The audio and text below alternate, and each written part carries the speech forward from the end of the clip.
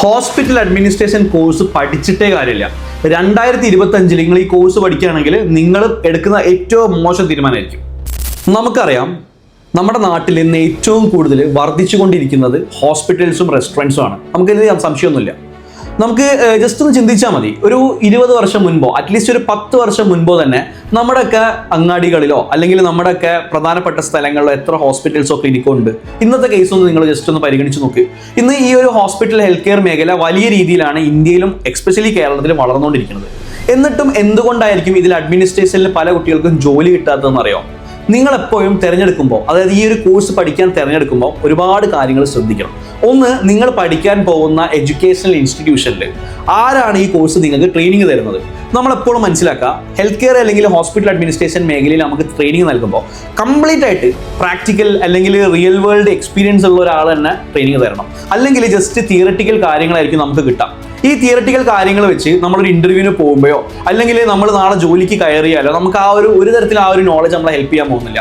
Just വെറുതെ ഈ course ചെയ്യാനോ സർട്ടിഫൈഡ് ആവാനോ ആയിട്ട് നിങ്ങൾ എടുത്ത് ചാടി കഴിഞ്ഞാൽ ജോബ് കിട്ടാൻ പാടാണ്. അതുപോലെ തന്നെ നമ്മൾ മനസ്സിലാക്കേണ്ട ഒരു കാര്യമുണ്ട്, ഈ ഒരു കോഴ്സ് പഠിക്കുന്നതിന് കൂടെ 100% നിങ്ങളുടെ കമ്മ്യൂണിക്കേഷൻ സ്കില്ല്, പ്രസന്റേഷൻ സ്കില്ല്, അതുപോലെ തന്നെ നിങ്ങളുടെ പബ്ലിക് സ്പീക്കിംഗ് സ്കില്ലൊക്കെ ഇംപ്രൂവ് ആയിരിക്കണം. ഇത്തരത്തിലൊരു സ്കില്ലൊന്നും ഇല്ലാതെ നിങ്ങൾ ഇന്റർവ്യൂവിന് പോയി കഴിഞ്ഞാൽ ഡെഫിനറ്റ്ലി ഇന്റർവ്യൂ നിങ്ങൾക്ക് ക്രാക്ക് ചെയ്യാൻ പറ്റില്ല. അതുപോലെ നമുക്ക് കാണാൻ പറ്റുന്ന മറ്റൊരു കാര്യമാണ്, ഈ ഹോസ്പിറ്റൽ അഡ്മിനിസ്ട്രേഷൻ പഠിച്ചു കഴിഞ്ഞാൽ ഏതൊക്കെ മേഖലയിൽ ജോലി കിട്ടുന്നോ, എന്തൊക്കെ ജോലി കിട്ടുന്നോ നമുക്കറിയില്ല. നമ്മൾ എന്തൊക്കെയോ പഠിച്ചു 3, 4, 5, 6 ഈവൻ 1 ഇയറോ കംപ്ലീറ്റ് ആകും. പക്ഷെ എന്തുണ്ടാവില്ല, എന്തിലാണ് പണി കിട്ടാന്ന് അറിയില്ല. അതും നിങ്ങൾക്ക് വലിയ രീതിയിൽ പ്രശ്നങ്ങൾ ഉണ്ടാക്കും. ഇതിനെല്ലാം പുറമെ മിനിമൽ IT സ്കിൽസ് എങ്കിലും നിങ്ങൾക്ക് ഉണ്ടായിരിക്കണം. ജസ്റ്റ് നിങ്ങൾക്ക് കമ്പ്യൂട്ടർ യൂസ് ചെയ്യാനെങ്കിലും അറിയില്ലെങ്കിൽ നിങ്ങൾക്ക് ജോബ് കിട്ടാൻ നല്ല പാടാണ്. ഓക്കെ, പിന്നെ മനസ്സിലാക്കേണ്ട മറ്റൊരു കാര്യമാണ്, അത്യാവശ്യം വാല്യൂ ഉള്ള ഒരു സർട്ടിഫിക്കേഷൻ എങ്കിലും നിങ്ങൾക്ക് ഈ കോഴ്സിന്റെ ഭാഗമായിട്ട് ഉണ്ടായിരിക്കണം.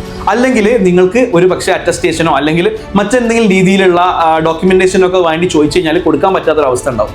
ഇത്രയും കാര്യങ്ങൾ നിങ്ങൾ നിർബന്ധമായിട്ട് ശ്രദ്ധിച്ചാൽ 100% നിങ്ങൾക്ക് ജോബ് ഓപ്പർച്യൂണിറ്റീസ് ഉണ്ട്. ഞാൻ നേരത്തെ പറഞ്ഞു നിങ്ങൾക്ക് ജോലി കിട്ടില്ല എന്നുള്ളത്. അതിന് കാരണങ്ങൾ ഞാൻ നേരത്തെ കൃത്യമായി വിശദമായിട്ട് നിങ്ങൾക്ക് പറഞ്ഞു തന്നു. ഇനി മാസ്റ്റേർഡ് സ്കിൽ അക്കാഡമിയിൽ ഹോസ്പിറ്റൽ അഡ്മിനിസ്ട്രേഷന്റെ കൂടെ തന്നെ നമ്മൾ ബിസിനസ് അഡ്മിനിസ്ട്രേഷൻ പ്രോഗ്രാമും പഠിപ്പിക്കുന്നുണ്ട്. ഇതെന്താന്ന് വെച്ച് കഴിഞ്ഞാൽ, നിങ്ങൾ ഹോസ്പിറ്റലിൽ ജോബ് താല്പര്യം ഇല്ലാത്ത ഒരാളാണ്, മറിച്ച് ഏതെങ്കിലുമൊക്കെ അഡ്മിനിസ്ട്രേറ്റീവ് മേഖലയിലാണ് ജോബ് നോക്കുന്നത് എങ്കിൽ നിങ്ങൾക്ക് HR, marketing, sales, operations, basic അക്കൗണ്ടിൽ ഞങ്ങൾ ട്രെയിനിങ് തരും.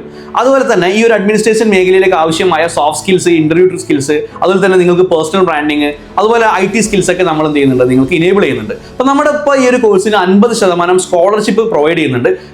നമുക്ക് ഈ ഒരു കോഴ്സിന്റെ ആക്ച്വൽ ഫീസ് വരുന്നത് 59,000 രൂപയാണ്. പക്ഷേ ഈ 50% സ്കോളർഷിപ്പ് കഴിഞ്ഞിട്ട് ഇപ്പം നിലവിൽ നമ്മളെ ഈ ഒരു കോഴ്സിന്റെ ഫീസ് വരുന്നത് 29,500 രൂപയാണ്. അപ്പോൾ കൂടുതലൊന്നും ആലോചിക്കേണ്ട, പെട്ടെന്ന് തന്നെ ഞങ്ങളെ കോൺടാക്ട് ചെയ്യാം. പിന്നെ നിങ്ങൾക്കൊരു സംശയം ഉണ്ടാവും, എങ്ങാനും ഈ ഒരു കോഴ്സ് പഠിച്ചാൽ ഇനി ജോലി കിട്ടാണ്ടാവോ അല്ലെങ്കിൽ ഇവിടുത്തെ ട്രെയിനിങ് ഒക്കെ മോശമാവോ എന്നുള്ളത്. അതൊക്കെ നിങ്ങൾക്ക് മാറി കിട്ടുന്ന രീതിയിൽ നിങ്ങൾക്ക് നേരിട്ട് കോഴിക്കോട് ലുലു മാളിനടുത്താണ് നമ്മൾ ഈ ഒരു സെന്റർ വരുന്നത്. നേരിട്ട് ട്രെയിനിങ് സെന്ററിലേക്ക് വന്ന് ഇവിടെയുള്ള കുട്ടികളെ കണ്ടിട്ടും ഇവിടെയുള്ള ഫാക്കൽറ്റീസിനെ കണ്ടിട്ടും നിങ്ങൾ ചോദിച്ചറിഞ്ഞ ശേഷം കോഴ്സിൽ അഡ്മിഷൻസ് എടുത്താൽ മതി. Thank you.